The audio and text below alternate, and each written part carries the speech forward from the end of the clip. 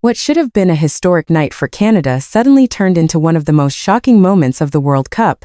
A dominant 6-goal victory, a record-breaking performance, and a team moving closer to the knockout stages. But none of that was the main story.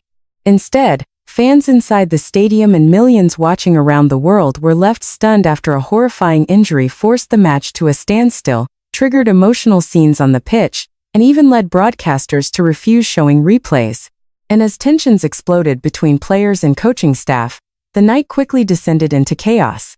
What exactly happened to Ismael Kone? And why did the incident leave players, coaches, and even commentators struggling for words?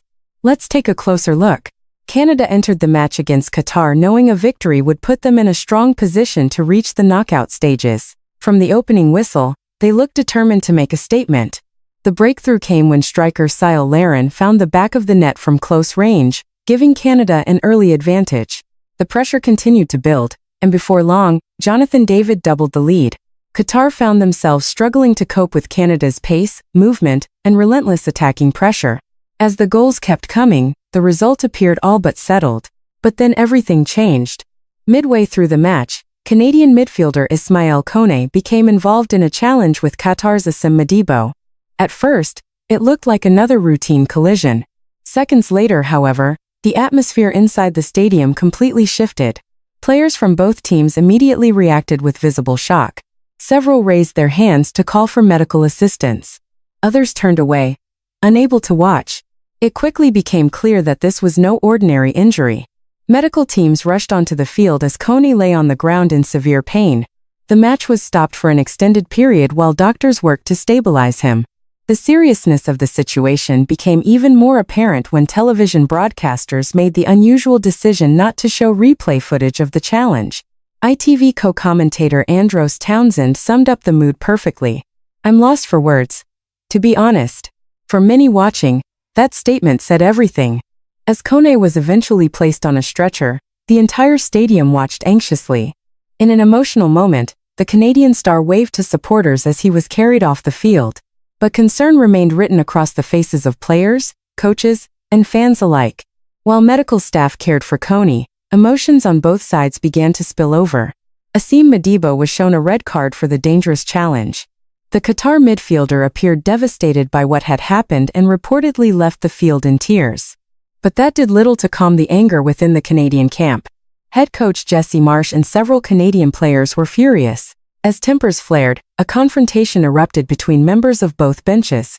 What had started as a football match was now becoming an emotionally charged showdown. And the tension didn't end there. After the final whistle, another scuffle broke out, highlighting just how much the shocking incident had affected everyone involved. Meanwhile, the game itself continued. Reduced first to 10 men and later 9, Qatar simply had no answer to Canada's dominance. Jonathan David continued his brilliant performance, adding more goals to his tally. Mohamed Mainai then suffered the misfortune of scoring a comical own goal after diverting Jacob Schaffelberg's effort into his own net. Canada's attack showed no signs of slowing down. When Nathan Saliba entered the match as Kone's replacement, he produced one of the moments of the night. The midfielder curled in a stunning free kick to add another goal. But it was his celebration that truly captured hearts. After scoring, Saliba held Kone's shirt high in the air, a touching tribute to his injured teammate. It was a powerful reminder that football suddenly felt secondary. The players were thinking about one thing: Ismael Kone. After the match, more details began to emerge. Reports indicated that Kone had suffered fractures to both his fibula and tibia.